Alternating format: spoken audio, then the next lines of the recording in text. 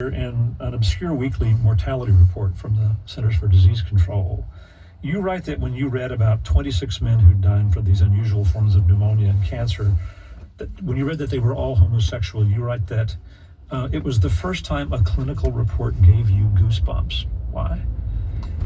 Well, because I had been, involved in infectious diseases for the prior 9 years. When I came back from my chief residency in medicine in New York City at the New York Hospital Cornell Medical Center in 1972, for the next 9 years, I was very steeped in being an infectious disease consultant at the NIH for patients usually who had cancer and who were immunocompromised and would get secondary opportunistic infections.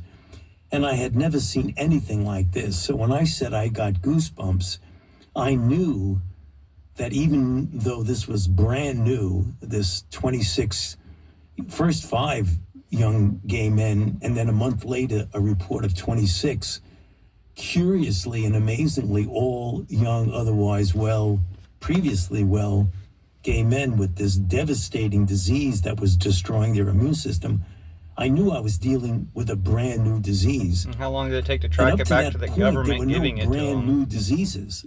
If you look historically going back, when was the last time an absolutely brand new disease was recognized? Brand new is right, because they created it. In the summer of 1981, we didn't have a name for the disease. We were calling it strange names like gay-related immunodeficiency or gay cancer because of the Kaposi sarcoma.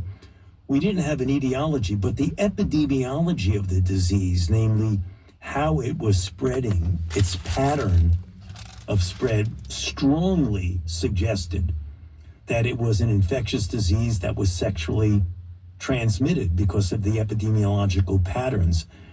And the thing that got me goosebumps is that this was totally brand new, and it was deadly because the young men we were seeing, they were so far advanced in their disease before they came to the attention of the medical care system that the mortality looked like it was approaching 100%.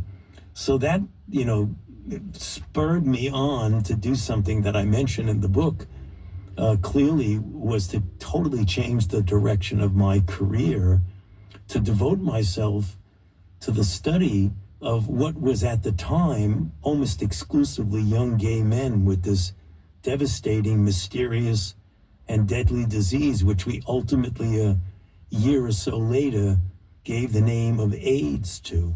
Right. It's so noble to try to help stop that genocide really focus on instead of helping it go. It was against the career like so much of the rest of the government did.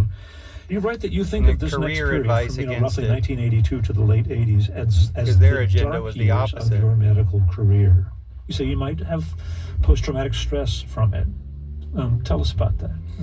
Dave, up to that time, I had been fortunate enough to have developed therapies for inflammatory diseases of the blood vessels called the vasculitides, which are not rare, but they're unusual diseases that had about 100% mortality. And I developed some therapeutic protocols that really were transformative and led to a 93 to 95% remission rate. So for a period of several So when years, that same guy wanted to do something about AIDS, I was on a high, as it they were like, no. with regard to results, because people who had a disease that otherwise a year or two earlier would have killed them, I had developed the therapies that was essentially saving their lives. So I was dealing with a with a situation where everything I did was almost a positive result, and I felt very good about that. That if you're a physician and you're involved in really making people better, that's just a wonderful feeling. Overnight, when I changed the direction of my career, they're trying to save gay people. All of a sudden, I was taking care of people who were desperately ill, mostly young gay men who I had a great deal of empathy for. And what we were doing was, metaphorically like putting Band-Aids on hemorrhages, because we didn't know what the etiology was until 3 years later. We had no therapy until several